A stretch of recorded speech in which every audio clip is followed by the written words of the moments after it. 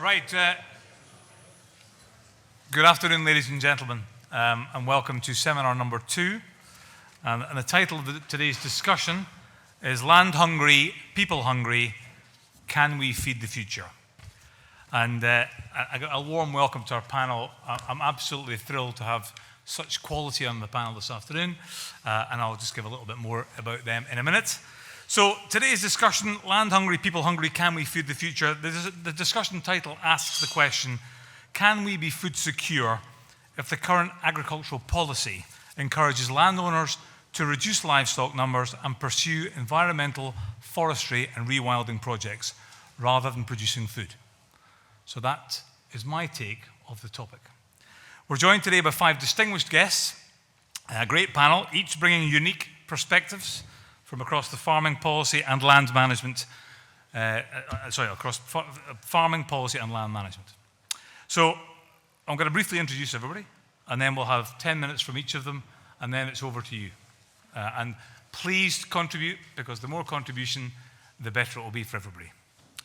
So I'm going to kick off, I'll introduce everybody individually first. So Nick Renison is first up. Nick Renison is a regenerative farmer from Canner Youth Farm near Penrith in Cumbria. Nick and her husband Paul have reshaped their upland farm into a sustainable, nature-friendly system. Nick is a co-founder of Carbon Calling, which I attended this summer, a grassroots movement promoting climate-resilient farming. Her experience offers valuable insight into how farmers can adapt to meet both food production and environmental goals in a changing agricultural landscape. So, Nick. I'm going to go right through the panel, so don't panic yet. Robbie is next in line there. Robbie, our second panellist, Shadow Minister for Environment, Food and Rural Affairs, and the Member of Parliament for Keighley and Ilkley. As a qualified rural chartered surveyor and former business owner, Robbie understands both the practical and policy challenges facing British agriculture. In his ministerial role, Robbie has been a vocal advocate for balancing food security with environmental responsibility, and we're delighted to welcome today's discussion. On my immediate left is Julia Aglenby, somebody who will be probably well known to most of you. Julia is Executive Director of the Foundation for Common Land and Professor of Practice at the University of Cumbria.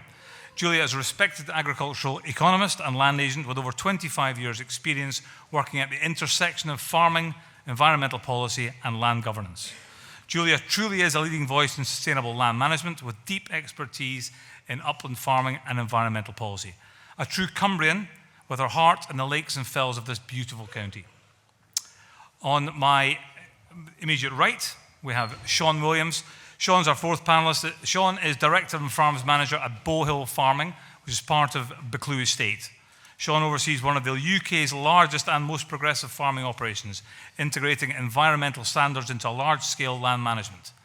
His work with LEAF, the Linking Environment and Farming, reflects a commitment to sustainable agriculture at scale, and Sean brings practical insight into how large estates can balance productivity with environmental responsibility.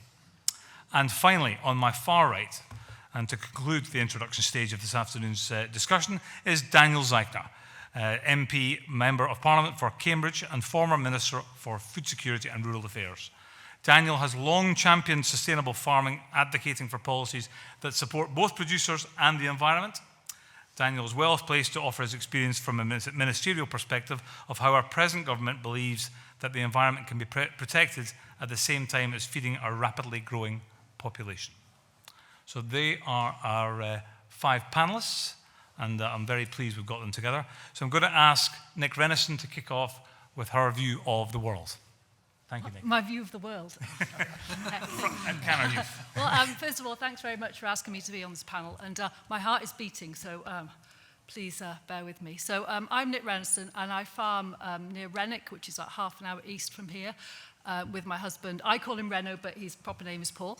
And we moved there in 2012. My background is my mum and dad are dairy farmers in the Welsh borders. I milked cows for a lot of years with my dad, but like many of you, I couldn't work with him for the long term. Reno is not from farming, and I met him when he was a farm manager down in Patterdale on a fell farm.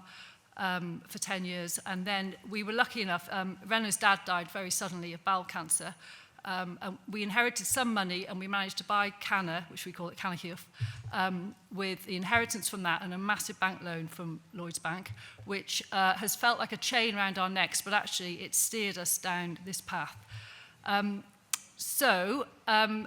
Cannahiwf is 360 acres, and we range from 700 to 1,400 feet, so it's quite high land, but we've got some good land. We're just below, for any of you who know Heartside Cafe, we're just below that windy road. We farm, it's slightly changed, but I'll come on to that. But currently, we now farm 80 Aberdeen Angus sucklers, which we sell as stores between 15 and 17 months. And we have 600 laying hens who follow the cows around in rotation. But now they're inside, well, from tomorrow they're inside because of avian flu. So it's 360 acres. Of that 360, 113 acres is like a rough allotment, which we've got wood pasture on. There's 38 acres of woodland, which has been done through a scheme, and 205 acres of grazing mowing land. And all that grazing and mowing land is, some of it's permanent, some of it's semi-permanent, split into like just under 2 acre paddocks, which we use for rotational grazing. And we're in countryside stewardship and SFI.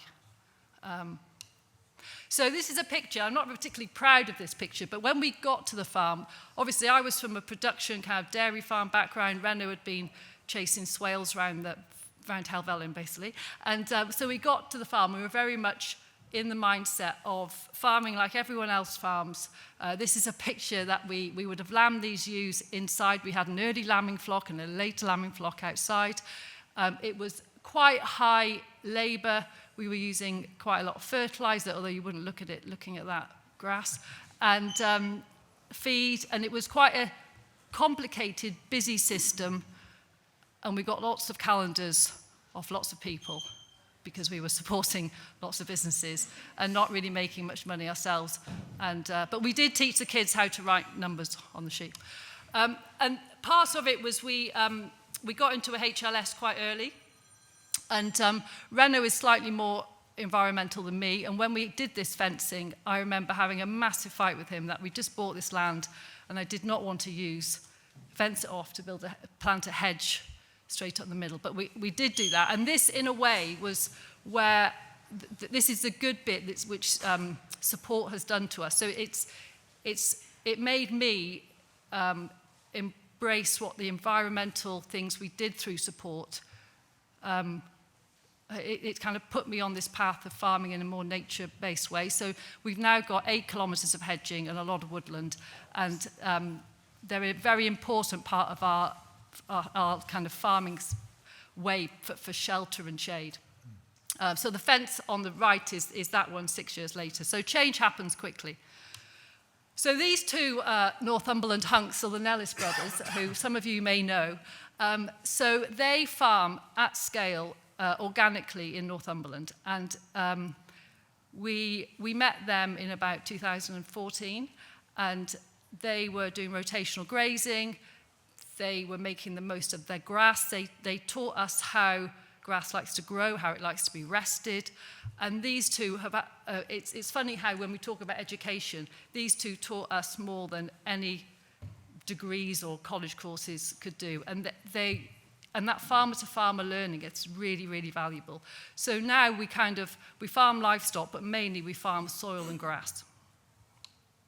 So this is what that's the cattle kind of in the autumn time. We extend the grazing, we roll out hay bales in the certain paddocks. The cattle, they calve at 2. They're run on a purely commercial basis. We have a short bulling period. We don't really carry passengers. The stores are being sold to Westmoreland Services, to Sean Morgan down at T-Bay. But they're very much a commercial outfit. The important thing we do, and that's made the most difference, is partly through not having sheep now, we can extend that grazing period massively. So they're only actually inside in a shed for 2 months, and that allows us to make money out of sucklers, which even with today's prices, having a suckler cow in a shed for 7 months is not a way to make money. And then the other thing we do is we have these hens. And we've done this for 5 years, and it looks a little bit kind of Heath Robinson, but it's a Heath Robinson design, which kind of is probably a replacement for the sheep. These follow the cows round, and we sell the eggs locally. And when we talk about young people on farms, this is an ideal starting point, because it's very low investment. You don't require any extra land, and it can be laid onto an existing enterprise. So for me, and this is a money maker, probably more of a money maker for land compared to the cows. And then these are 2 pictures. Now, this is dairy cows in a flood. The climate is changing, and us as land managers have to bear the brunt of that. So it's probably 2 pictures where the one with the flooding, you don't want to see that picture, and who would have thought a load of dairy cows in the middle of a river, basically. And also then the picture on the right is kind of thinking about insect decline, and I can remember vaguely windscreens looking like that, but that now you don't have that so much. So it's just seeing what the climate change is doing. And then briefly, when we talk about food and the title of this talk, 29% of UK adults are obese, and that isn't just a bit chubby, that's obese. And 57% of our food is ultra-processed. So I think when we talk about farmers producing food, we need to kind of stick our nose into this a little bit more and say, and talk about the good food we're producing. And also Tesco's are creaming off a healthy profit while we're running around like lunatics trying to make a little bit of money. This is my second to last slide. So finally, I think it's collaboration. So the picture in the top corner is Renault with Pete Leeson. Now, Pete Leeson is our woodland trust man, and when I first met him 12 years ago, I told him in a kind of jovial way to F off, and I don't want to plant any more trees. And now we've kind of worked together with him over the last decade, and he's learnt from us, and we've learnt from him. And I know environmentalists can be incredibly annoying. There might be some in the audience, sorry if there are. But I think we can have a conversation, and we can meet in the middle, and we can learn from each other. Obviously, we've got to produce really, really good food. The importance of nature to farming. We need pollinators. We can't farm without nature, so let's kind of work with it. And the key thing is the bottom line. It's got to be profitable. There's no point kind of running around like a headless chicken if you're not going to actually make any money. And that's just a picture of our cows yesterday on the Hartside allotment. And that's it. Thank you.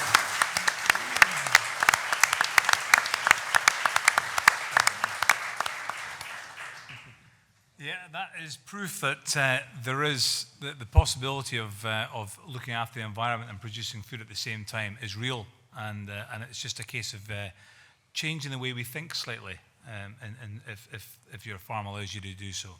So thank you, Nick. That was excellent. So next up, Robbie Moore. Yeah, no, thank you, Scott, and really good to be up in Cumbria today. It's not the first time I've been to Agri Expo. It's good to be back. I've previously been here in other roles before I got anywhere near getting involved in Parliament. What I thought I'd do, before I answer the big headline question of can we feed the future, which absolutely we can, and I will give my reasons for that, I just want to take a little bit of a step back and give a little bit of background before me, because I'm always conscious that you have a member of Parliament that holds the role of shadow farming minister sat in front of you, and the first question quite rightly in your mind will be, well, what the hell does this guy know about farming? So, if it is any reassurance to you at all, we farm as a family in Lincolnshire, all cereals. We now have livestock involved in our rotation as well, because we've got heavy clay and struggle with blackgrass. But I also worked in Alnwick in Northumberland as a chartered surveyor, as a land agent for about 12 years before getting involved in politics. And I know, and I said this earlier today, but I will repeat it, that as a land agent turning up to speak to a group of farmers, you're definitely the most unpopular person in the room. But then when you turn up as a MP, I suspect Daniel and I are both the most unpopular people in the room. So very used to taking the issues head on, but very keen to engage with all of you about designing what should be right for going forward. I got elected in 2019. I've had 5 years involved in Parliament and now sitting on the opposition benches. I never thought I would be doing that alongside Jeremy Corbyn and Nigel Farage on the opposite benches, but there we go. And before I answer your question, I just want to outline maybe the scale of the challenge before us when we really want to be focusing on food security. Politics, of course, quite rightly, is about numbers. And the reality of it is, sat here as a Conservative MP in front of you with 120 of us, we seem to be a bit of a dying breed at the moment. But even if all of us on those opposition benches vote together on every single issue for the next 4 years before a potential general election, we are going to lose every single vote before that general election comes. And even if a few of those Labour backbench MPs join us, we will still lose every single vote. So therefore, the scale of the challenge is absolutely there for all to see in terms of my perspective of trying to encourage the government to do the right thing.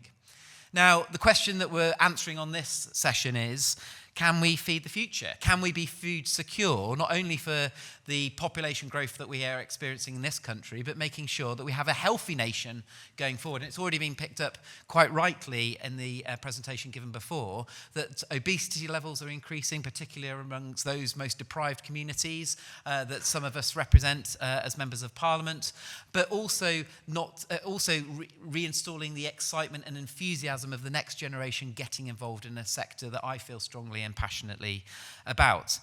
But for us to be food secure, you have to have certainty and clarity coming out from policymakers, regardless of political party. And I would say that at the moment, we don't necessarily have that.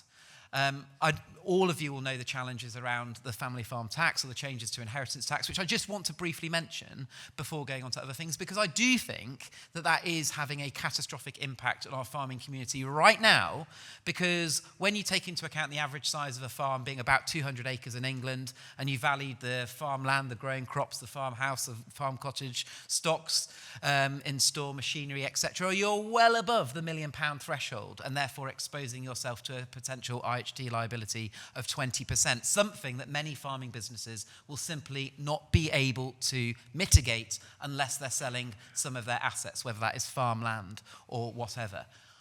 And farming businesses are unique because the average rate of return is about 1%, if anything at all. And therefore, it is important, I think, that the government recognise that in the run-up to the budget that's coming out on the 26th of November. And why is that important? Because if you want to invest in your business and you know that there may be an element of IHT liability coming down the line, you are then restricted from that level of investment going into your business.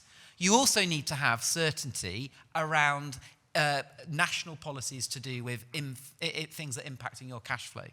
So we had the biggest challenge coming out of the Common Agricultural Policy, designing ELMS, designing the rollout of the Sustainable Farming Incentive, trying to create a programme of moving from having a direct payment to other options that are available for the environment. And that programme was set over that 7-year transition period. What many farming businesses were not expecting right now is de-linked payments to drop dramatically at a much quicker rate than what had already been outlined. The Sustainable Farming Incentive closing, capital grants closing. But all of these decisions that probably have been made more dramatically in the last 12 months are impacting cash flows right now of our farming businesses, many of whom are wanting to increase productivity and intensify. Now, I'm sitting in front of you, obviously, as a Conservative MP, and I would be the first to say that we did, when we were in government, did not get everything absolutely right. And I will be the first to criticise. It is most frustrating that I'm sitting here in front of you, and we've had 4 prime ministers in the last 5 years, and we've had, I think, 11 secretaries of state responsible for DEFRA in the last 10 years. That's outrageous, and I'm quite clear with that, because that enables clarity not to be there in terms of government thinking. So not only do you need to have continuity with individual personnel, but you need to have clarity that's coming out from policymakers. And I would urge the government right now to provide that clarity if we are serious about increasing food productivity in this country. The second thing I just wanted to say is it's the Department for Environment, Food and Rural Affairs. I think for far too long, from a policy perspective, there has been too much focus purely on the environment as in terms of the measurables, not enough on food productivity. So we had the agenda that was set by Michael Gove, public money for public good. The public good measurables were purely environmental, really. I think it's about time that we seriously start looking at that if we're wanting to answer this question about feeding the nation for the challenges that we have going forward. So if we are going to be using any type of public money, then we need to seriously have a conversation about the public good measurables, not only being supporting the environment, but helping drive better efficiency within our businesses, helping drive better productivity within our businesses. And we should not be ashamed of saying that where we can intensify, we should be willing to do so. And that would be a bold agenda to go down the route of. The third thing that I want to say is, and this is just from my experience from having been a member of Parliament, is the lack of joined-up thinking in government is incredibly frustrating. So you have a Secretary of State responsible for delivering an agenda that is hopefully going to be providing that reassurance to businesses, but you have a Chancellor that will come along and make fiscal decisions that is then overriding all of those good decisions that may have been made within DEFRA. The silo mentality across government needs to be sorted out. And I would say that the Conservatives, whilst we were in administration, were not bold enough to address that, and I'm not seeing that from this current Labour government either.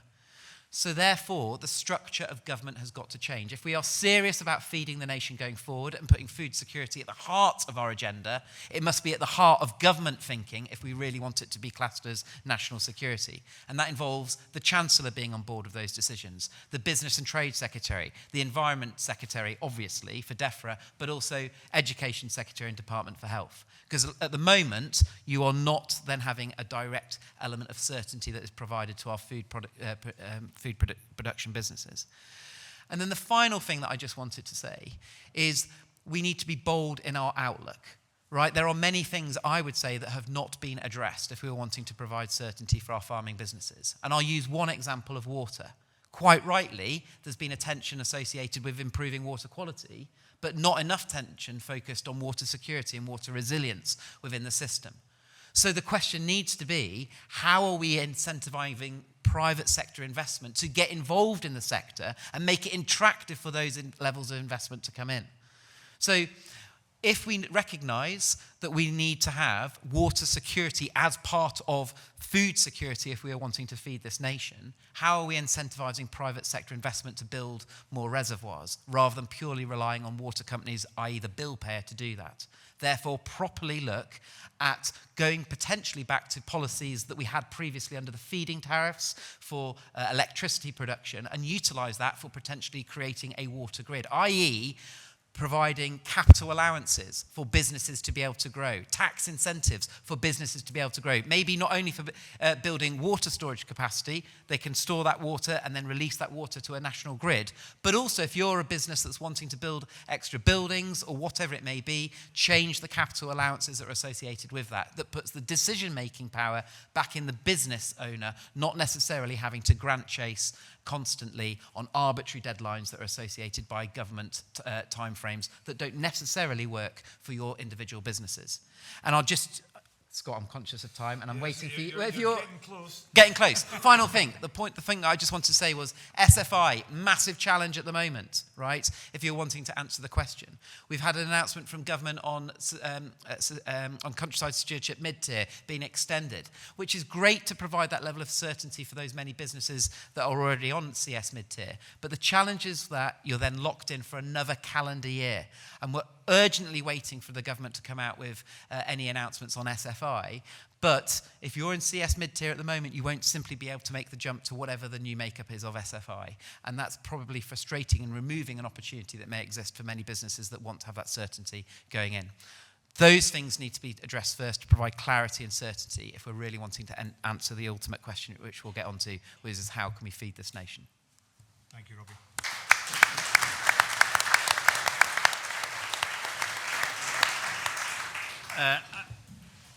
Great insight into the challenges that you face in Westminster.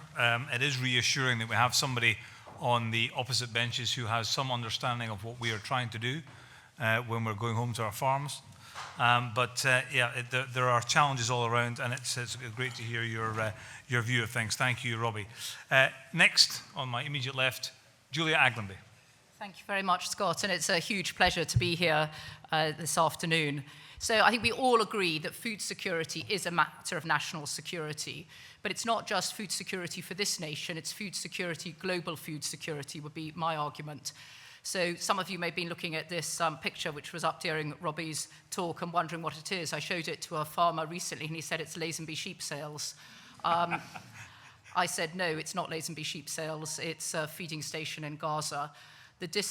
Gaza, just so people are aware, is the same distance. The whole size of Gaza is from Penrith to Carlisle, and it's about this from Rafton Head to Armathwaite in its width. It is a tiny area, and you have 2 million people. So global insecurity is a massive issue because it impacts on us in Britain. And I think the more we see that we shouldn't just be, no man is an island, and we should be looking across our global responsibilities as well, and therefore making sure we have adequate support and we're playing our role internationally is critical. But in terms of food security, again, it's not simply about, as Nick has referred to, it's not simply about having the stock. It's about ensuring that the soil and the land is resilient. And that, under the Tory government, you commissioned a Stern review. You commissioned the Dasgupta report. The Dasgupta report said we can't afford to do nothing. That was on biodiversity. And under Labour in 2006, Labour commissioned the Stern report, and that showed that the cost of inaction on the matter of climate change would be 5% of GDP, which is far greater than the cost of action. So 5% loss if we don't do anything on climate, and the cost of action is 1%. So I would say these are all integrated. It's not either or when we're turning to looking at what we do on our own farms. It's about making sure we should see ourselves, that sort of classic think global, act local, and that's what we need to be doing here, and local is the nation. So particularly I've been asked, could I probably have the clicker? Thanks. So I've been asked particularly to focus on the hills. You don't have to look at the figures here, I'm not expecting you to see them, but hopefully you can see the colours. So I'm particularly, as Scott kindly said, focused on sort of agricultural economics and bringing a sort of dose of reality. It's what I call my tough love philosophy. For those who, it's how do hill farms make money? In 1946, there was the Hill Farming Act, because in the 1930s, we had to pay people to take farms on in the hills. It has traditionally been very, very difficult, always difficult to make a living, but our hills are absolutely critically important. There are 6,800 upland farmers, 3,900 of these are commoners, who are of particular interest to me. And not only do they farm and produce food, but our national parks, our national landscapes are 24% of England, and those are the places people go on holiday to. With all due respect to Lincolnshire, not so many people go on holiday, go there as come to Cumbria, where we welcome 20 million plus people a year. And it is the farmers of Cumbria who are creating the landscape that people come and see. So the role of underpinning the economy is undervalued and unpaid for, and it's essential that that changes. So, in terms of 40% of breeding sheep in the uplands are in the uplands, say about a third of ewes, say 2 million breeding ewes. How important is lamb in our diet? Well, the good news is that we're 99% self-sufficient in terms of our lamb production, according to AHDB figures. The bad news is that lamb only comprises 2% of adult protein, and beef comprises 6% of the UK adult protein. So if we add beef and lamb together, that's 8% of our adult protein, that in terms of what the average adult has. But also the finances are really tricky. If we look here, you can see the yellow. So the yellow is BPS and the decline in BPS, and it's going from people, the 3-year average, from 2021 to 2024, people are around, so people are going from sort of 28,000 down to effectively the £600 next year. Agricultural, the blue is the money you lose in your agricultural cost centre. So in hill farming, even with these increased prices, if you put in your fixed costs and your variable costs, we are still continuing to lose money. So the 24-25 figures are DEFRA's projected figures, and I've done some analysis for the 25, 26, 26, 27. And I'm going to come back to what does this mean for the farmer, because unless people can afford to farm, and I'm really pleased to hear you talk about cash flow, unless your business is viable, you do not continue in business. If we don't have farmers in business, we are not producing food, we are not looking after the landscapes, we are not farming with nature. So it's really critical. So will increased land prices save the hill farms? And I know there's no sort of interest is there from livestock and keeping auction marts and keeping livestock coming through the ring, is there, Scott? But Well, yeah. just maybe, Anyway, so it's good news. 2024, the land price went up, 20%. So deadweight land price up 20%. And, this year, things are sort of holding on, up and down, but, we're hoping prices will remain high.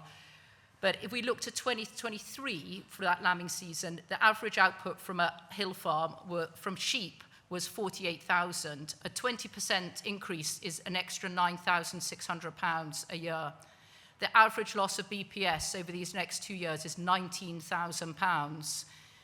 So, if you, all other things being equal, it is not going to make up for the loss of BPS. And as has been said, unfortunately, the transition has totally failed, as far as I'm concerned. For the hill farm, they're stuck in old schemes and they can't move to new schemes. People are stuck in HLS schemes from 20 years ago. The figures were set in 2005. I did some of those schemes. And this year, they're being offered an 8% increase under the HLS, the change in the HLS figures. It is pathetic, honestly. Moving on. So, in terms of what does this mean, if we look at farmers, we all supposedly live in a civilized, democratic, rules-based economy where we have a Labour government in place, and the Tories were also very instrumental in bringing in the minimum wage. I think, did you bring it in? Or was it coming under Labour and then? Anyway, you both support it, which is fantastic. So what I've done is said, in terms of farming, you should be earning at least the minimum wage if you're farming and providing all these benefits for society. 24-25 figures, DEFRA projections, it equates to 98% of the minimum wage. The minimum wage isn't great, but it's what my daughter gets for waitressing in Ainstable. But it's great. It's fine when you're 21. But if you're 20, 30 years of experience, it should be the bare minimum. If we look now with the sudden decline in the BPS and the failure of ELM to come on stream, it's going to be at 73%. Your profits equate, because profits in farming from farm business income is before you pay yourself. So you have to pay yourself after, when you look at your accounts. So 73% of the minimum wage is what a hill farmer is going to be getting, and we expect it to go down to 55% for the 26-27 year. So these are my projections, and let's hope it's much better than this. But I've been a bit cup half full with this, so 55% because BPS has gone, and we don't know when SFI is coming on stream. But what we do know is most hill farmers are caught in these old HLS schemes, which have only gone up 8%. So they're stuck there, and they're not coming out till 28.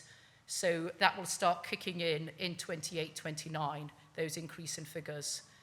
Personally, I think it's wrong where we make sure that anybody who works in a library, anybody who works in a museum, anybody who's a social worker or a nurse, they all get paid the minimum wage. And for farmers who are delivering food of national security, landscape which everybody loves, are not receiving that. So what is the future? Dieter Helm, an economist, has written a blog this week about how are we going to make sure we produce enough food. It is absolutely essential we do that, but within the uplands, I would say our responsibilities are much, much higher. This is a tea towel I produced in 2018. My son did all these infographics, and we sent it to every MP who was involved in the uplands, and a whole load of peers and newspapers. The uplands are so rich in what they produce. Farming with nature produces great food, great environment, a great place for people to have spiritual and physical well-being. And the amount of archaeology, the natural heritage, is fantastic, and the cultural heritage. They are the glue of the communities of these areas. And my view is that if we're not going to charge people to come to our national parks and national landscapes, we should be properly rewarding people, and that is a moral imperative as well as being good for our economy. Thank you. Thank you.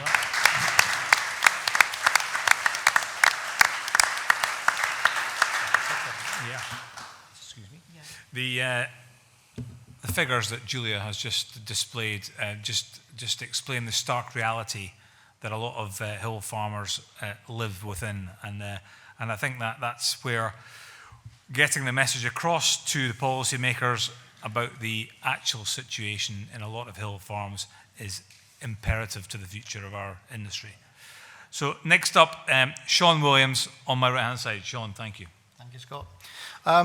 Thank you for the option to sit here today. It's a really interesting panel so far, so I might let you down because I'm the hillbilly of the group. But yeah, no, great opportunity. So I'm Sean. I'm originally from mid-Wales. I'm a farmer's son from down there. My brother decided to step into the business at home, and I had an opportunity here, so I've carried on with it since then. So started with Buccleuch, so back in 2004. Prior to that, I worked for the Department of Agriculture, so I was busy checking claims and inspections and all the rest of it. So got great insight into the regulatory side as well as the farming side that I learned before at home. So hopefully you'll get a bit of an idea where we're on. So so started with Buccleuch back in 2004. The place was a lot smaller at that time. It was Buccleuch Estates in total was about 245,000 acres at that time, and it was a big landhold. I was responsible at that time for about 5,000 acres. So the place has grown in size a lot since then. There's a lot happening politically. There's a lot of demand on land use, and the land use is changing as we've seen and discussing today.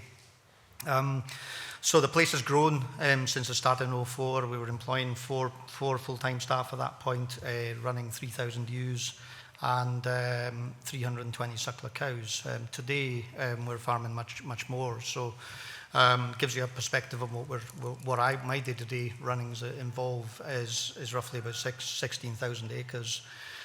Sounds quite impressive, but there's only about 3,000 acres of that, which is really improved land and hill parks. So fairly constrained on the land type and what we can run on that land. It's either really sheep or trees or some suckler cow type countryside.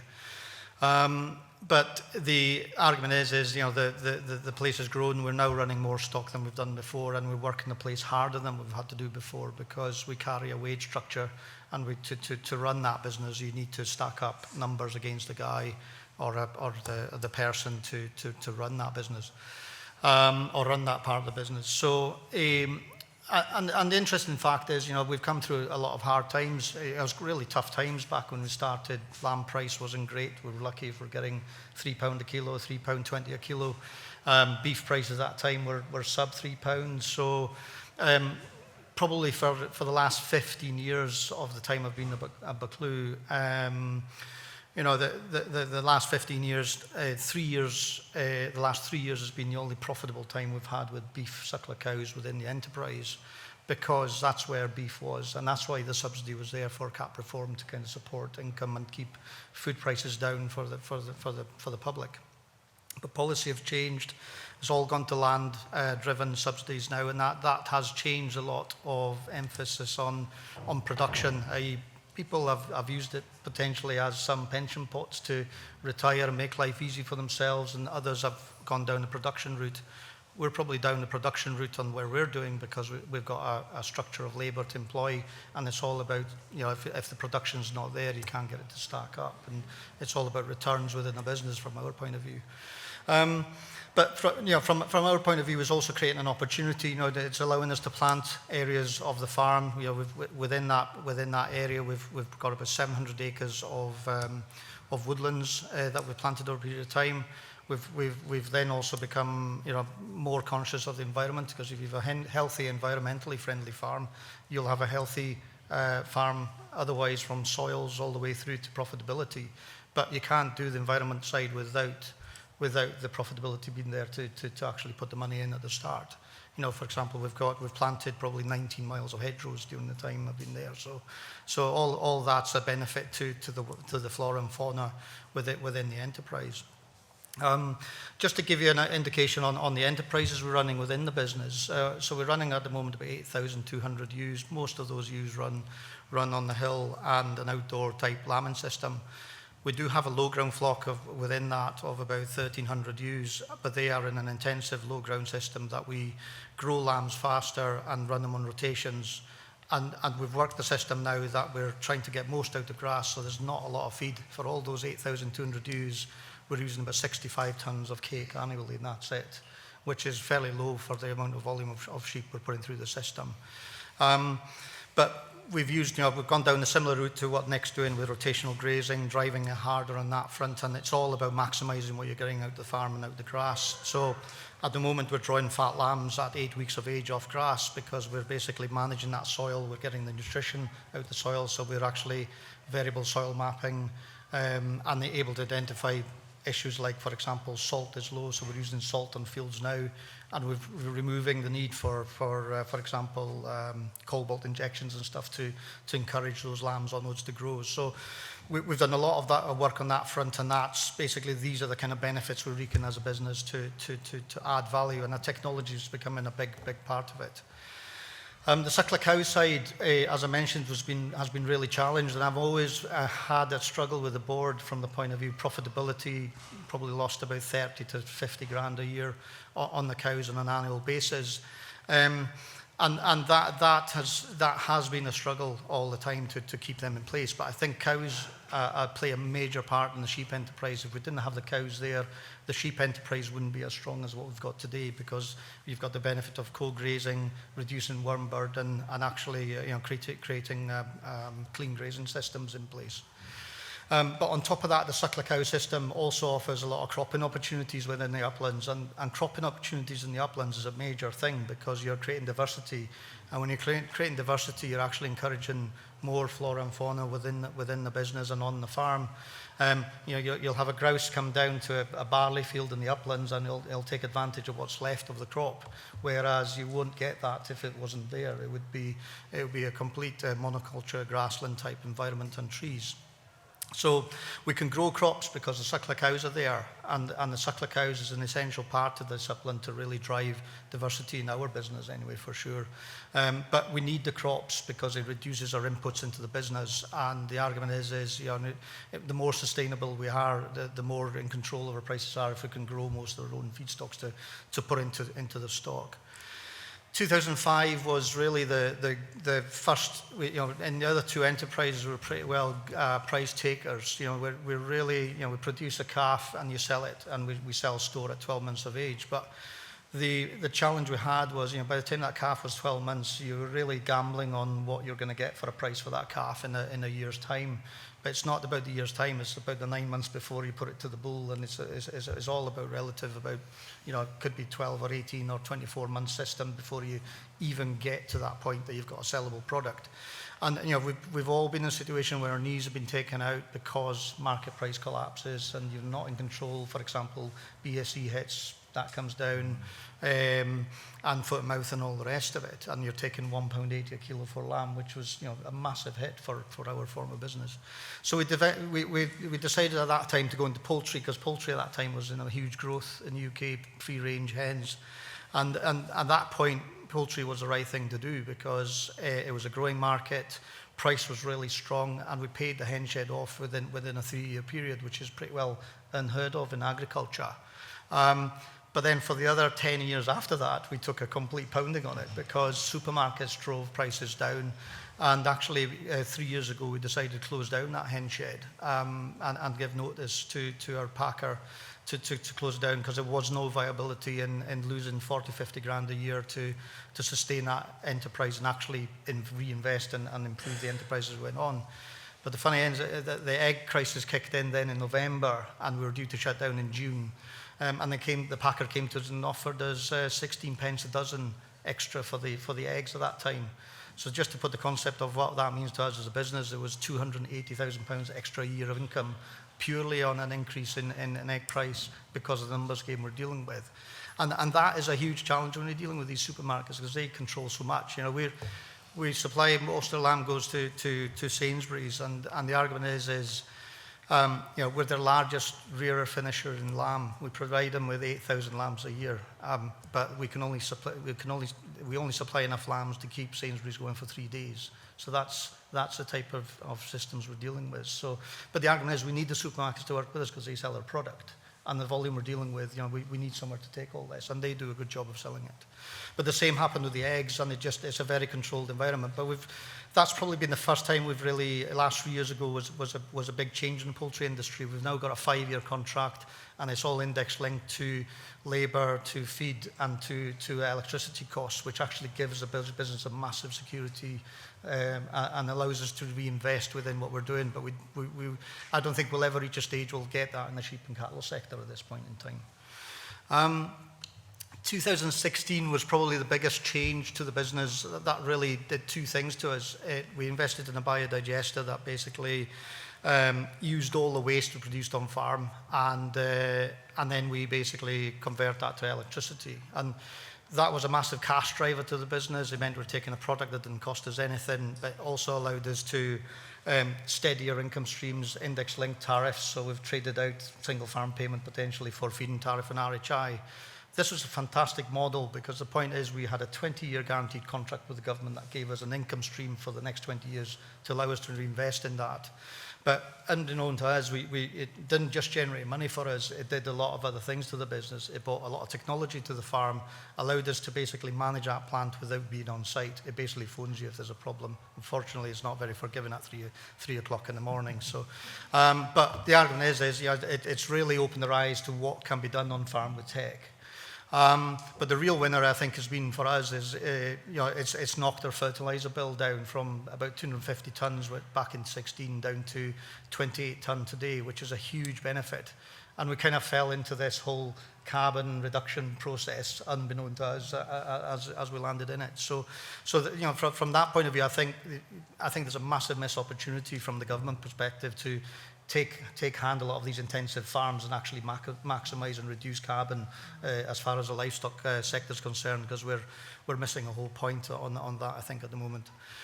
2017 came along and we had a huge issue, you know, really exposed with lamb.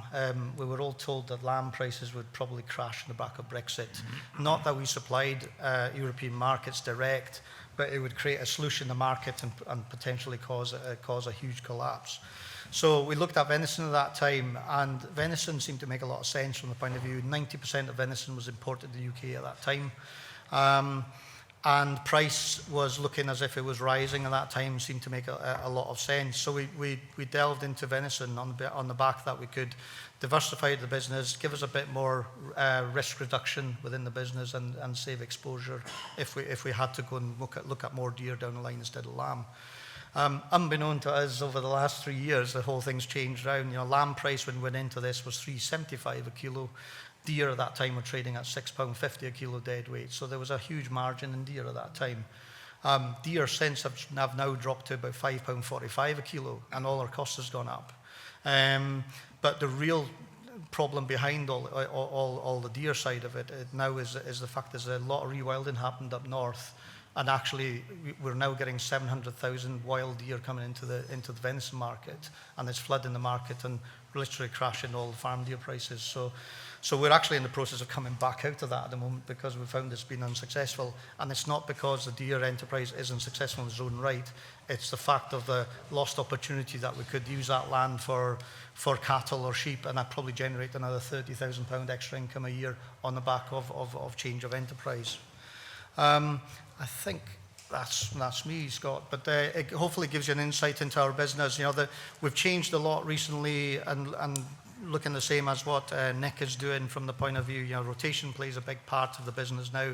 We carry a lot more stock on the farm without the need for extra fertiliser going onto it. So it's really just to make the most of what we've got. But ultimately you need that land, that soil to perform, and you need to be good to that soil to make it pay back to you. So So we've done a lot of work on that. Cattle-wise, we've increased our cow numbers, and all the cows that we're increasing over and above are now outside all year round, because the cost of keeping the suckler cow housed is very expensive. The only suckler cow housing I'll put up again in the future will be for young stock coming in, because we need to manage it. But the argument is for suckler cows, outside is probably the best place for a suckler cow to be in the future. The sheep enterprise, we're fairly limited with regard to hill types and land types we've got. So that the outdoor hill sheep is really where it is, but what we're doing with them is really maximising them DNA profiling and creating EBVs, so we can get a better selection process in hill flocks to drive a more efficient sheep in the future that doesn't need assistance and less feed. The other demands on the estate is changing slightly. As one of the examples, I'm losing one of the farms on that map to centre parks at the moment, so we're in the process of looking at that as a diversification and move out the business. I think there's a place for certain things, and I think centre parks is a great opportunity for the Scottish Borders. The land and the farm that it's going on to wasn't the best farm from a livestock perspective for us, so I think it's a good way to add bonus, extra jobs locally, extra income locally, and we can still perform on what we've got on everywhere else. So hopefully it gives you an insight what we're doing. Thank you, Sean.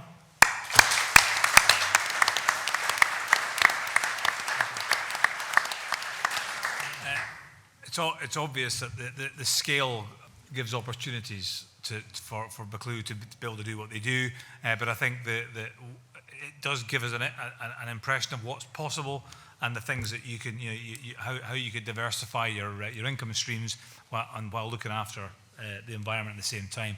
Very, very interesting. Thanks, Sean. And finally, Daniel Zeicher. Thank you for travelling so far, Daniel. I think you have definitely travelled the furthest of everyone here, so thank you very much. Well, thank you very much, and good afternoon, everybody. First of all, thank you for inviting me. Travelled a long way in lots of ways, but also coming from the east of England and listening to the accounts we've heard this morning so far, just reflecting on just how very different the challenges are in different parts of the country. Look, can I first of all thank a number of people in this room for the help and support you gave me, not just as a minister, but as a shadow minister over 5 years. I can see Neil Shand up there, one of many who helped me try and understand this extraordinarily complicated challenge that we have, which is not just feeding our country, but being part of this huge global challenge when we look at the rising numbers of people and the change in dietary habits that we expect to see across the world, which will understandably put pressure on all our production systems. As a minister, my job title was food security, and I think that the very fact that was the title I was given reflected a growing understanding that food security is not something we can take for granted. I think there was a long period of time when it was kind of assumed in our country that if we had cyclical problems, you could always buy stuff in from somewhere else, and that would be fine. Now, leaving aside the whole change in relationships in terms of our relationship with the European Union, I think it's significant that a number of respected leaders in the food system over the last year or two have begun to say, well, it's not going to be quite as straightforward as that in the future for a range of reasons, part of which, of course, is the changing climate that, of course, we all have witnessed at close hand, sadly, over the last few years. 1 year flood, next year drought and high temperatures. It is a real challenge. I hardly need to tell this audience just how difficult it is to do a lot of this. So I'm just going to reflect very briefly. We've had 4 brilliant presentations. Just reflect briefly on the role of government in all of this, because that's what I can bring. And I think the first thing I'd say is, I think government sometimes overstates its role in terms of this system, because actually, I'm particularly listening to Sean just now, listening to the complexity and the way in which you've responded to changing opportunities and challenges, shows that it is you that produce the food, not the government. The government can set frameworks, it can supply support, but in the end, it is a market-driven system. And actually what struck me in some of the presentations, both from Nicola at the beginning and yourself, if farming can't make money, if you can't make money out of these things, then frankly the system is not going to work. And that was a reflection that my Secretary of State made when he asked Minette Batters to look into profitability within the farming sector. And her report is is fairly imminent. I'm sure she'll come forward with some interesting suggestions, and I think it will spark a bit of a debate. But one thing I hope it will do also is cause my colleagues and people involved in the department just to remember that it doesn't all revolve around government. And I would say that's been one of the failings, I'd say, of the politicians. Now, of course, to some extent, this was inherited from the Common Agricultural Policy, which we were part of for many years. And I think it's widely accepted within the sector that there were problems with that. Of course, the basic payments provided a very, very helpful support, and I thought Julia's figures were very, very telling. But of course, if you look back on it over a period of time, that had some unintended consequences, and there were many perverse outcomes from the CAP, which is why I was, as a shadow minister, very happy to support the previous government's changes in the Agriculture Act as we moved to a different system. But I was always conscious that food is a different commodity from most others, in a sense that if other industries go through difficult periods, that's really hard on the people involved. But food is fundamental. We've got to be able to feed the nation. And that's why, although it's a cliche that food security is national security, I think it's actually important that government absolutely gets that. And I think there is a growing understanding. I think more needs to be done. I don't think people are quite aware of just how much a just-in-time system we run in this country. I tried to bring a whole systems approach to the food system because it seemed to me that you can't separate the parts out.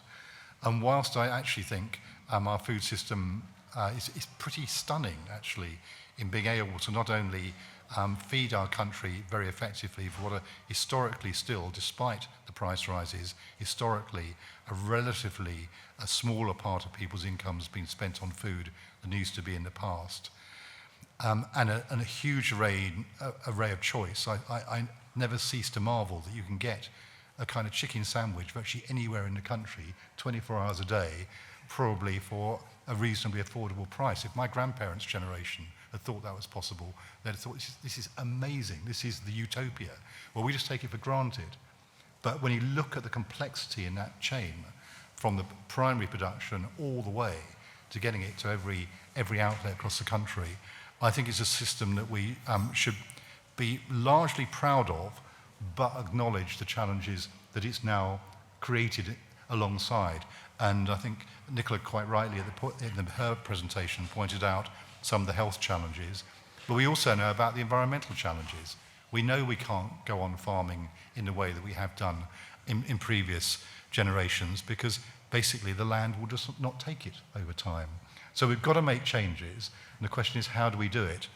And what is the role of government in that? So I totally understand the frustration at the changes in the support systems that we've had, because I think it was always going to be a real challenge moving from the CAP approach alongside, of course, the existing stewardship schemes, and as has been said, some of them have been in place for a considerable time, to try and get to a place where government's role was to encourage and help support a transition to more environmentally sensitive and nature-friendly farming. And that's certainly what I try to do as a minister. I'm frustrated to some extent by the fact that just the very nature of administering these systems is very complicated, and some of the administrative systems, the computer systems, weren't really in place to manage the complexity and the sophistication of what we're now trying to do. And to be fair, also I think a muddle around the balance between the different schemes that have been in place for a number of years and the attempt to move to a new system. So I absolutely accept that we're very, very far from getting it right. I think the broad direction of travel in terms of what both the previous government were trying to do and what we're trying to do is a move to a much more sensible place. But there is always going to be a debate around how you use those resources. And Julie, you're quite right to point out the importance of the support that government gives to the wider economy in the uplands, and that's why we did increase higher level stewardship, why we're trying to redesign SFI so that it is more helpful to people in the uplands. But that's going to be an ongoing discussion and debate, quite frankly. And I suppose just to almost bring my comments to a conclusion, I've constantly been struck by the statistic that 80% of our food is produced on 20% of farms in this country.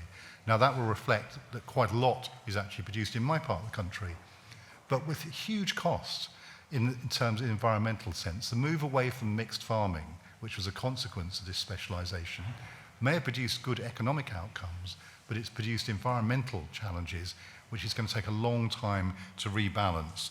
So this is not going to be an easy or quick transition, but I think it's absolutely essential if we look forward, not only to what we need to do in our country, but looking forward more widely around the world.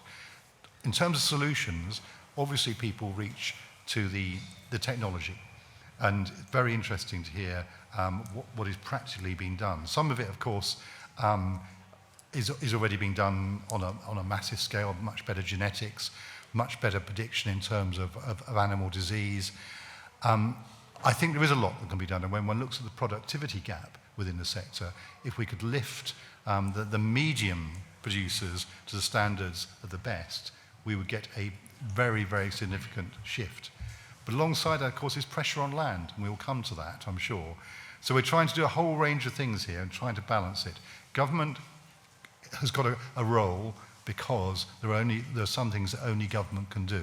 And I think those are the things that I was certainly wanting to concentrate on. But my final concluding point would be, in the end, food is going to be produced by farmers. Farmers have got to make a profit, and that's the challenge, I think, as we look ahead. Thank you, Daniel.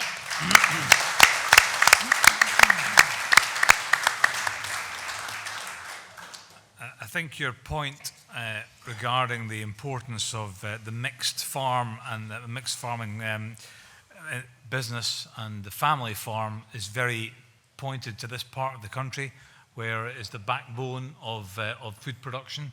I know we have a big estate sitting next to me but there's huge amount of people involved in that process and people employed in the estate to make the whole thing work. But that family farm from the hills down into the valleys is the backbone of our industry. And if we're going to protect anything, that's what we need to protect. Right, well, you've heard from fantastic content from all of our speakers.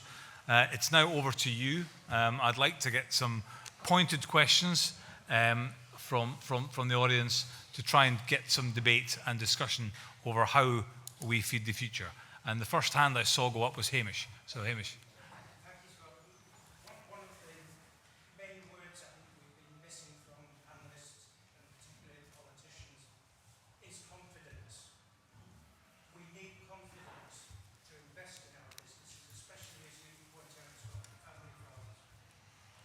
And if we go back to the title of this discussion, can I take you back to the 1950s when Sir Winston Churchill stood up and spoke at an NFU dinner, and he said, 30 million people all living on an island where we produce enough food to save 15 million people is a spectacle of majesty and insecurity this country can ill afford. And here we are 70 years later, and very little forward from where we were back then. And 65 million people to feed. Yeah, thank you, Hamish. If everyone heard that, I think, but the main point that Hamish is making is that the farming industry and family farms need confidence from their politicians about what the future brings. And that might be in whatever policy that is designed to support them, we need confidence. So thank you, Hamish. Would anyone like to come back on that? I think, Robbie, maybe one for you here. Yeah, no, absolutely. I mean, maybe I didn't use the word confidence in my opening remarks, but what I was absolutely trying to illustrate was clarity and certainty from policy makers, whatever their political colour, is absolutely vital for any industry, for businesses to be able to then plan and grow at the speed in which they wish to do so. When you see chop and change of personnel within departments or policy, that leads to actually a lack of clarity and therefore confidence fails. And I would say that that's what the scenario that we're in at the moment. The second point I would want to make is it's not good enough, in my view, that the policy making just sits within one single government department. if we're really serious about food security in this country. Warm words are food security as national security. It only means something, it's backed up by proper solid policy making across government. Because it's no good if you have the best Secretary of State in DEFRA coming out with the best policies for the rural economy, but the Chancellor coming in and making decisions that overrides that, or the Business and Trade Secretary coming in and making decisions that override that. So it has to have political willpower at the heart to drive that confidence. Thank you, Robbie. Julia? Thank you. Completely agree. And I would say as part of this, it's not just policy, but it's actually cash. So the 2.4 billion that's currently in the spending review, it's really good to, and I know Daniel have worked incredibly hard to secure that, but it does comprise 0.2% of government expenditure. 0.2, so we spend £1,347 billion this year the government's going to spend, and 2.4 billion. So we would have a lot of confidence. The only thing people need to do every day is really eat 2 or 3 times. Probably, that's the thing. We need a roof over our head, we need water, and we need to be able to eat. And we're spending 0.2% of government expenditure on ensuring that 70% of England is managed. So I would say the whole nation should be worried, not just farmers, and that more, the Treasury absolutely be cross-departmental, and it'd be lovely if the Treasury was committed to securing.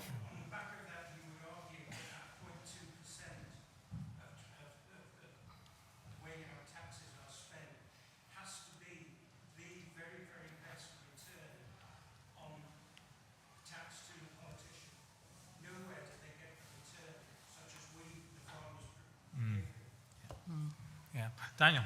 Well, I'm going to introduce a note of disagreement here. What I was trying to get at in my introduction was that discussions like this, we constantly talk about government. This is a £150 billion system. £150 billion. How much is government's contribution? 2. So where's the other 148 billion in this food chain?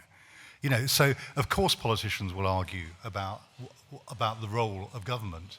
But what I'd say to you is it's many other things too. And actually, one of the things that I think is most important that's going on is an attempt to try and introduce more clarity and fairness in some of the food chain contracts. So we heard discussion about this. We introduced it, and again, pay credit to the previous government, as the Agriculture Act set the mechanisms in place, although it's taken a long time to do some of them. But as we work through from sector to sector, if we can get some of these longer term agreements, that will, I would argue, have far more impact than an argument over support schemes. I'd also say that in terms of policy, I would argue there has been continuity. And I will try and claim some credit here, because as a shadow minister during the Agriculture Act, I did not oppose it. I could have done for party political purposes. I didn't, and I wouldn't. And actually, I've been very, very consistent all the way through in saying that we are moving away from the old CAP system to a different system based on public money for public goods. So there has been policy certainty and continuity. I quite understand the knocks to confidence, and I get that point, but that's a wider economic, political point. But in this sector, the direction of travel is very clear. Government support is going in that direction, and people should be able to understand that and also see that sector by sector, we're really going to challenge this uncertainty, the old sort of no proper contract, just an understanding which led to people being completely disadvantaged by the power imbalances with the supermarkets. Thank you, Daniel. We keep hearing the phrase public money for public goods, and I think it was coined by a previous Conservative government, Michael Gove. And it always puzzles me that we're talking about the environment. The public good seems to be all based around the environment. It's not actually putting food on their plates, and that's got to be public good. If it's nothing else, that's public good. Some did argue that food security is a public good. Just the emphasis, isn't it? Yeah. Food's paid for at the till. As an economist, it's a very technical. So Gove is using it in its purest sense. You pay for food at the till, and you don't pay for the environment at the till, and that's. If we say public benefits, public money for public benefits. I think, Nick, I'm going to come to you. Do you and Ren feel confident about your future with regard to the policies that are presented to you? Mixed. I think we're confident that we're it's the margin that we're making, I think, that we're confident with. And we're confident that our land is in a resilient state and we can... So when the Ukraine war kicked off, that didn't really affect us at all. Yeah. We work hard with our markets to make sure we build relationships up with them. But I think it's a longevity piece. I think we need to be looking at schemes and supermarket contracts that are, you know, a long time. And we talked this morning, the chap mentioned the FBTs. 5 years is a flash in the pan. Yeah. So, Yeah, exactly. and it'd be good if governments, chaps, could have a conversation about what future we want our kids to have in 20, 30 years' time, rather than just a load of heckling. It sounds to me that you've mitigated your reliance on the subsidy by changing your farming policy. And so you're not, so looking forward and listening to the policies as they come forward, that's, you know, your securities in what you're doing on the farm. Yeah, it is, but I think we are currently reliant, because we've got borrowings. We are the woodland pasture option is very nice, Yeah. and slightly worried what's going to happen after that happens. course, But then yeah. we're looking at carbon. But I mean, I would like to see government. So we've fenced off all of our watercourses, and they will remain to be fenced off. But there's a value in that to the public, Yeah. and I think we should be paid more for that. Yeah. And I think if farmers believe that if they fenced off all their watercourses, and in Cumbria it would be an amazing thing to do, there's a massive value to that, and it's working with water companies, with government, and we seem to be, I mean, I go over Langwathby Bridge and it's grazed up to the edge. Yeah. Yeah. And, you know, that it's right in front of us, pollution, soil, and they spread muck up to the edge. And it's just, we need policies to help farmers not have to do that. Yeah, good point.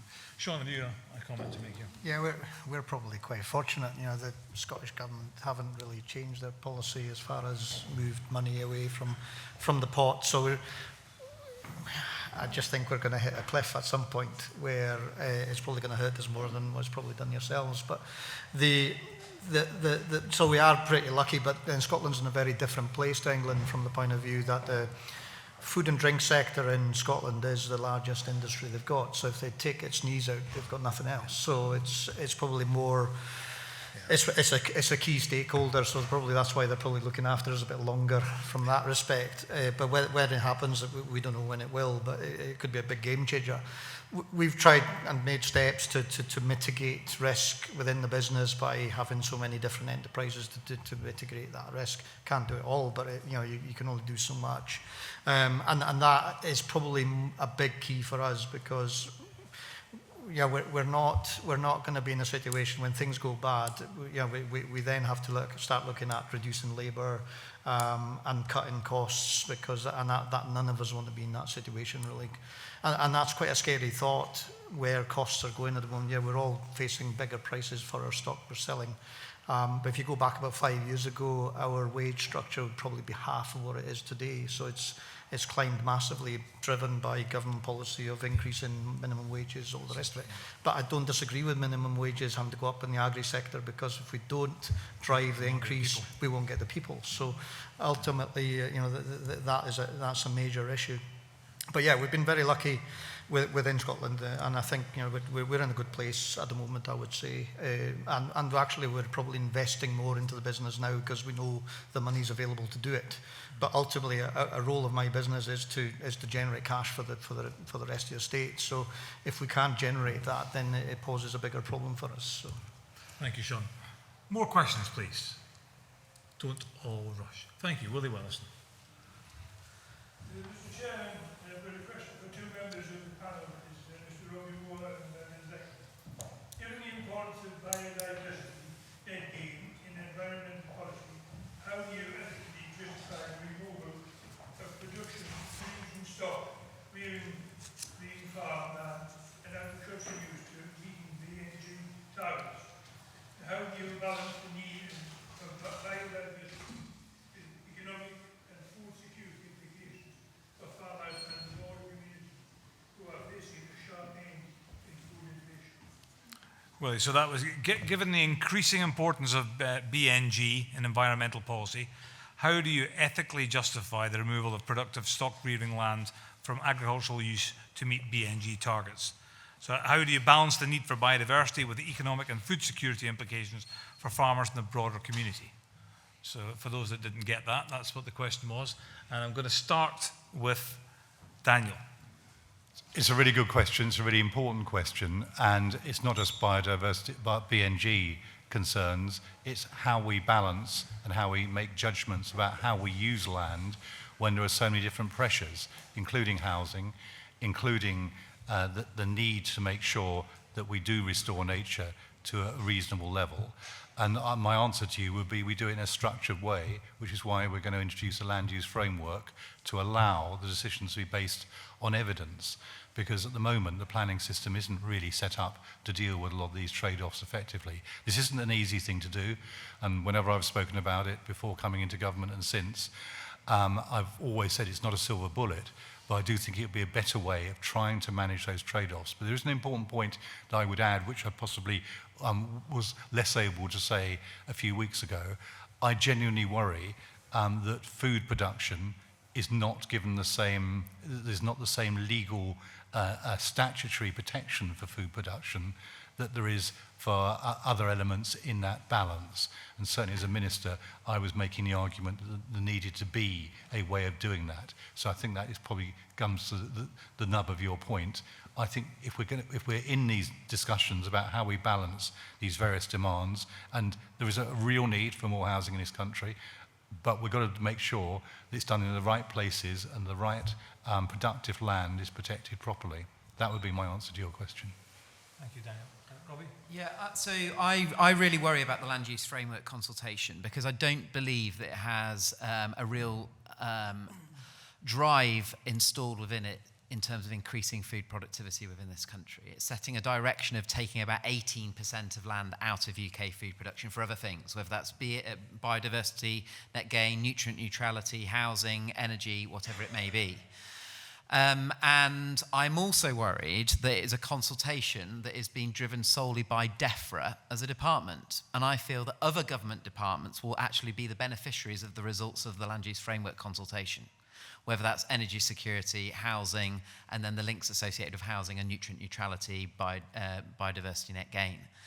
So I would have more confidence if it was a consultation that was really driven at the heart of government with food at the heart of its outlook. And I think that that this current consultation doesn't have that. And I know that when it was presented to us by the Conservative government by a rollout of how it should be consulted on, Steve Barclay, as the Secretary of State, decided not to put it forward for public consultation because he, as the Secretary of State, wasn't satisfied that it had food security at the heart of its consultation. So it worries me in terms of the direction. I also think that we shouldn't shy away from being bold about actually the benefits of having some, where we can be using upland or elsewhere to produce food, and the benefits associated with having some of the slowest grown meat in this country produced from some of the best pasture land that has incredible carbon sequestration opportunities associated with it. And I think that the whole narrative associated with the BNG and movement needs and direction also needs to be aligned with, actually, we have a landscape because it's been managed as it is, with an element of government support, of course, but we shouldn't have one which is just solely going in a direction which isn't providing that food productivity opportunities in upland areas. And I fear that the land use framework consultation results will stifle that, not provide further opportunity. Yeah, I think Willie's point brings to the fore that really food production should be recognised, formally recognised as a national strategic priority. You know, I couldn't agree, I absolutely couldn't agree more, which is why in my opening remarks I was making the point that even when we came out of the Common Agricultural Policy, the measurables associated with public good were just environmental. Yeah. I think that that wasn't the right balance. And I also think that those measurables, if we're using public money for public good, food security needs to be associated with those public measurables. Yes, an element of environmental, but actually how do you make food producing businesses be more efficient at producing what they're doing when you're wanting to use state support? Good. Thank you, Willie. Thank you. Any more questions from the floor? Neil Shand up top. Thank you, Neil. Yeah, you're generally loud enough. We can normally hear you.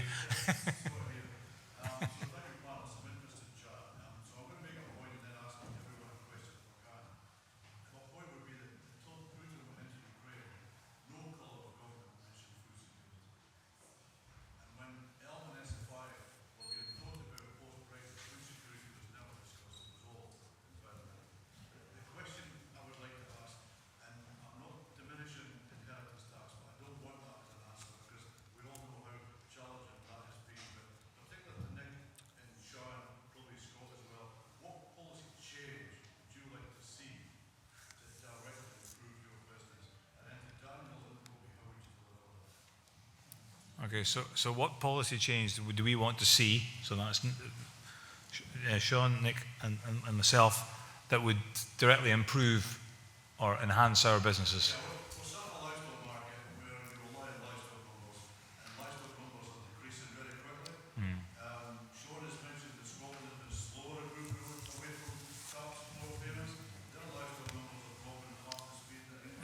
Yeah.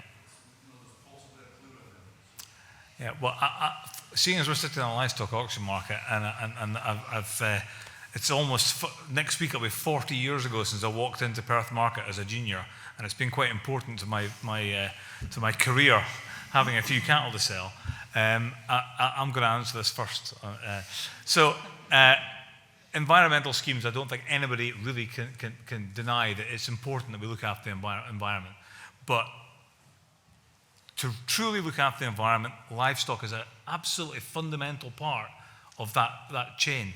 Now, I urge you to see, when it comes out, and it comes out in the public, there's a film been created by two US journalists, and it's called A World Without Cows. And it covers every aspect of it, from the fact that there's 300 million cows in India, that most of them don't do anything, to the point to America and every other system on the planet.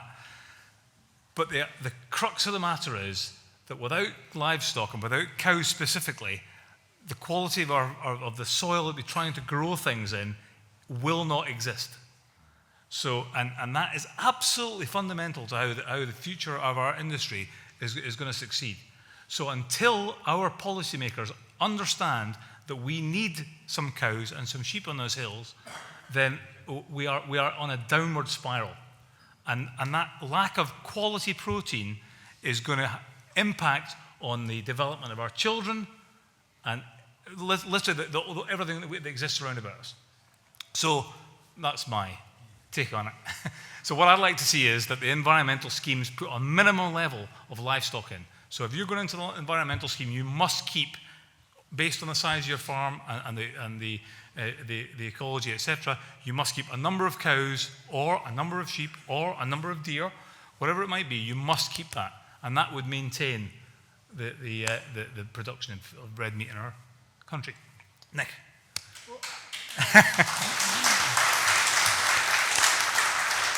And it might keep the auction markets busy as well.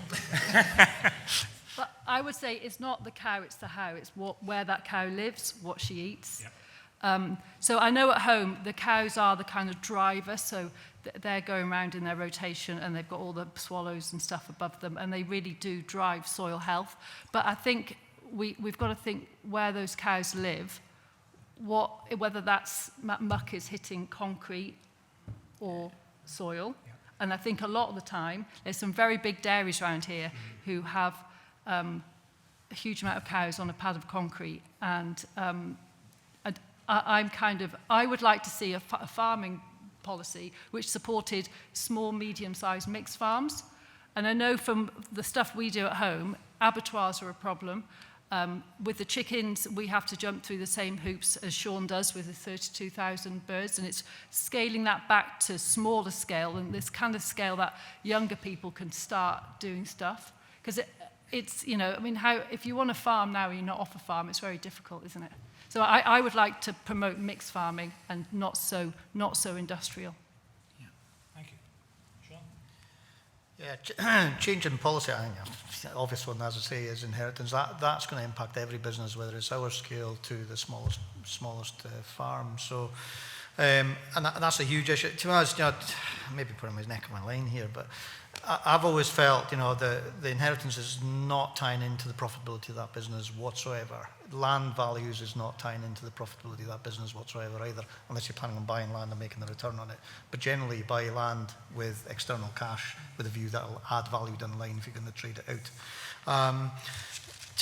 We've got the benefit, like, for example, red diesel and all the rest of it get benefits at the moment within our business. And to be honest, I'd rather lose that than have the inheritance back, because I think it's more tying into the profitability of the business, and losing that, it saves the ambiguity of that we're getting a benefit compared to every other industry. So we're on a level playing field, and we're paying for the goods that we're and producing whatever out of that. With regard to policy on subsidies and stuff going forward, and Scott mentioned about cows, it is essential to maintain cows within the system somewhere or other, or whether it's other livestock. But they get a really bad picture painted of them because carbon, enteric fermentation, it's just a negative bank statement when you come to carbon audits, and it doesn't get a positive impact at all. So we're involved at the moment in the project on the baselining project, which is the HDB one where they're sampling 171 farms. So, and that project could be the game changer in my mind for the livestock industry, because the first initial outputs on that, when we've taken 1 metre deep coils on 300 hectares of the farm, we're finding we've got an average of 94 tonne of carbon already stored in our soils. If you went to an arable farm, there'll be nothing like that at all. We've done soil analysis on organic matter on the farm years ago, and we're comparing to, for example, Norfolk, land down in Norfolk, and they're sitting at 0.5% of organic matter, and we're sitting at 15. So that proves the point that we've been working on the soils all the time, and we've put that back into the system, and we've created that benefit. But the danger is, with new policy coming on board, we'll get penalised because we're already there, and we've spent all that time and effort doing it. Yeah. And the guys like down in Norfolk at 0.5% will have the benefit, which we have to be careful that we don't penalise the people that have already done the work. But yeah, that I think that's where we need to look at. Thank you, sir. Does that give you a reasonable answer? Yeah, well, I'm going to ask Daniel first. Right. Neil, cows are going to be absolutely crucial to the future of our food system. I mean, the dairy sector is hugely important. I would just take issue with you, though, on your point about food security not being discussed during the policy debates. It was during the passage of the Agriculture Act. Initially, the government wanted a 5-year review of food security. I argued for it to be annual, but for the reasons that Robbie explained, when you're in opposition, you lose. The House of Lords changed it to 3 years. Now in government, back in July, I announced we'll have an annual review of food security, and I hope people will welcome that. Thank you. Robbie? So I will use an example. So we farm in Lincolnshire as a family. Heavy clay. Crop rotation would definitely be first wheat, second wheat, not so much oilseed rape now, but was oilseed rape, and then into another break crop, generally before going back to first wheat. We struggled heavily with blackgrass being a massive problem, and for all of the reasons actually it's been indicated, that it doesn't just apply to Norfolk. You come to Lincolnshire, I suspect the soil samples are not quite as wholesome as what they would be where you've been measuring them, and that was exactly the scenario that we found. What we did was we changed our rotation, and we put down grass lay, and we brought livestock into the system. So absolutely does having a mixed holding work not only good for soil health, but actually for the longevity of the system hopefully being as productive as it can going forward. So the question then is, what can government do to influence that? And one of the challenges we found was, as an arable farm, we had no livestock facilities to house livestock or anything like that. So I do think there is an element of where the Treasury could look at providing greater opportunities for adjusting capital allowances, for example, so that a business can make decisions based on their own circumstances, what level of influence they would like from the Treasury to help with that process. Secondly is, I know farm business tenancies got mentioned earlier on. You know, the average size of a farm business, length of a farm business tenancy in the UK is about 3 years. In England, sorry, is 3 years for an unequipped holding. I was lucky enough to do a Nuffield Farming Scholarship in 2016, looking at this very topic and the implications of short-term land tenure arrangements on soil health. And I do think, whether it's the role for government to get involved or not, or just to make sure that whether it's a share farming structure and that relationship between landowner and tenant or landowner and farmer is as fluid and as flexible it can be, so both understand the value of what they're trying to achieve, or whether it is seriously having a conversation about should we be having longer-term, fixed-term tenancy arrangements where there's an incentive for a new entrant to get involved. And the Baroness Rock undertook a really good report. Kate Rock reported it back to government, and there are certain recommendations that I would still advocate within that to be included within government policy. And the third thing I just wanted to say is the role of AHDB can be hugely influential. They do a lot of great research work. But I think that if policymakers like Daniel or myself or other MPs that are lucky enough to hold positions of influence understood the value of our soil and the value of that soil health on not only producing cereals but generally the ability for it to store carbon much better when policy is being designed, you're hopefully going to get in a better position. 3 points there, but 3 points that I think are worth considering in the round if we're really wanting to produce food and have the best soil health we can have in this country. Thank you, Robbie. Julia, have you a comment to make on this topic?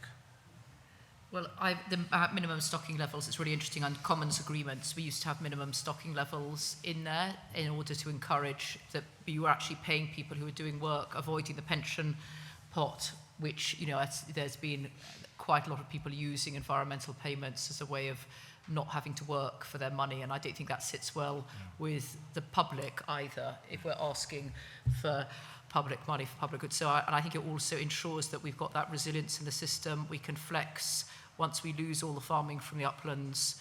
I'm personally not a great fan of rewilding. I'm much more in favour of farming with nature, and I think ensuring we have that capacity to flex numbers as well is really important. So I would be very much pro that keeping minimum stocking levels in there. I'd totally say, you know, it's the how as well, but it's complex, isn't it? It needs to be integrated, an integrated system. But yes, I think keeping our capacity to produce is really important. Thank you. Now, time is running on. One more question, please. Thank you, Mr. Black. I just wanted to follow up on what Sean was saying about the carbon, because actually the methane story is a very good news story for agriculture, and we're one of the only industries that can actually do anything about climate change and actually start cooling the planet. And by that I mean producing more high quality food from less animals or more efficiently. So I'm a vet, and that's where my passion is about animal health and welfare, but we don't shout loudly enough about it. And we don't understand, most people don't understand that methane actually breaks down in the atmosphere. It's not new carbon. We're not producing anything new carbon. This is a natural cycle that's been going on for thousands, hundreds of thousands of years. And we'd like to hear more about that. And I think the other thing that's really important we grasp is the fact that we talked before about Britain being an island. We're about to open our borders up again, wide open through the new SPS agreements, and allow all sorts of disease risk back into this country. A lot of people in this room will remember what happened here in 2001. We don't want to go back there. But if we go in through, I'm just going in as president of the British Veterinary Cattle Association, if I go through another year without a serious infectious disease coming into our livestock, I'll be very pleased to see that year out. So please, politicians, put a bit of security around our country, our national biosecurity, and support animal health and welfare, and help us start cooling the planet, because we can do that. Yep. Very good. I think that's a very, very good point, because there's a lot of education with regard to carbon, and with regard to methane, in regard to what it all means to us. There's a lot of misinformation out there about what farming, what the good farming does rather than the bad. Exactly. I'm going to ask for another question, but one more before we. Where are you? Oh yes. On the last point, Pirbright as well has been lack of facilities, money put into that, and also Dover as well with illegal meat imports and stuff like that. It's something we've really got to watch for in the future. So it's a ticking time bomb. A lot of legal meat coming in the country, stuff like that. And it's got to really sort of be sorted, I think. It's just a health and safety thing, Good point. I think there's been some fairly major work done around at our ports to cut down on the risk of illegal meat coming in, for instance, for a start. So now we are running out of time. If there's any one last question, I will take one more. Yes, thank you. I get totally frustrated with the carbon audit system, because the system, I'll call it that, is quite happy to take a guesstimate, estimate kind of idea of our emissions, which I get we need to try and reduce by making ourselves more efficient. But at the same time, it is not prepared to take a similar guesstimate of the carbon we take out of the atmosphere through photosynthesis in whatever farm system we're in. And as a result, I'll do a carbon audit to tick a box. Yeah. But I feel it's giving us incomplete information, which is potentially giving our industry, our government, and us as individual businesses seriously skewed information and leading to poor decision making in the long run. And it could actually send our industry into further cul-de-sacs. We're in one already. We haven't time to go down another cul-de-sac. Yep. So I'll do my carbon audit, I'll tick a box, and I'll chuck it either in the bin or in the bottom drawer. Yep. Because as a member of a regen farming network, I've got a far better support network that understands where I am as a business and where we can now go. Yeah.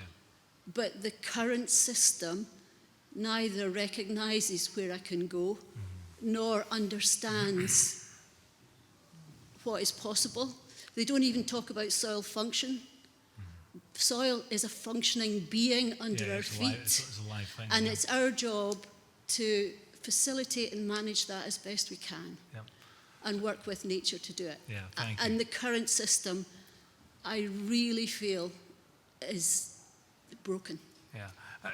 Well, thank you, and it's a massively valid point, and it is fundamental to how our industry moves forward, how we understand this. As I sit on the AHT Beef and Lamb Sector Council, I'm kind of privy to a lot of the work that's been going on with the baselining projects and the LiDAR scanning and all this sort of thing that Sean's involved with.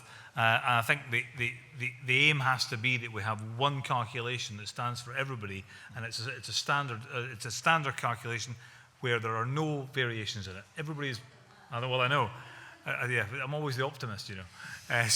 But if we could get to that point, then we have a worthwhile figure. I'm going to let Sean come in because Sean probably has more experience. So going back to, forestry sold themselves very well, when you come to carbon sequestration and sales, from that point of view, they did do a good job, where we didn't do very well on the sector when you look at grassland. And grassland will absorb more carbon dioxide than trees will, because if you think about the growth rate in the tree, and if you're measuring grass, our best platform is growing 12 tons a hectare of grass annually. That's dry matter, so fresh weight's 48 tons. You won't get trees growing 48 tons a hectare. So ultimately, it's got to be the fact that we're sequestering more carbon. But this project, I think, with the baseline project, is going to be a huge game changer. It's going to basically, we've analysed the farm and baselined the farm just now, and it's sitting at 94 tons average. What it's going to do again in 5 years' time, we'll re-baseline it again and see what we've added over that duration. There will be losses in that system, i.e. if we take a field out and put it into a barley crop and then put it back into grass, there will be a slight difference, but there'll be also increases in the main stock of, for example, a hill block that's been grazed with cows all the time or sheep all the time. It'll be just like a carbon sink. So, I do think we're not seeing the whole picture at the moment because the carbon calculator is not right, but I hope government take it on board that this is the other half of the bank statement, because at the moment we're looking at a bank statement which is purely costs and no income. Okay, well, we've gone past our time. I'd just like to thank you for being here and asking the questions and listening to what I think is extremely deep and detailed experiences and knowledge of our industry from different aspects, from the political side to the muddy boots farmer and both scales. Thank you, Daniel, for coming up from Cambridgeshire, and thank you for driving him. And I hope you enjoy your night in Penrith. Yeah, Sean, thank you very much. It's been fantastic to listen to your insight into what's going on at Buccleuch. Julia, always a pleasure to have you on the panel. Your knowledge is just of the uplands and the plight of the upland farmers is just it's stark reality, and I think we need to know that. Robbie, great. It's just good to meet you. Your enthusiasm and your knowledge of the industry is really quite heartening. And I hope that more people like you get to the top of agriculture and politics. So thank you. And Nick, it's been fantastic to listen to your story. I attended Carbon Calling this summer. And it's not the sort of thing you expect an auctioneer to go to, because all we want to do is sell lots of cows. But it was a really enlightening discussion. There was a lot of good stuff going on there, and I think there's definitely loads to take from that. And it doesn't need to be small scale; it can be a medium-sized scale where we can make a difference to how we farm. So thank you all very, very much. A round of applause for our.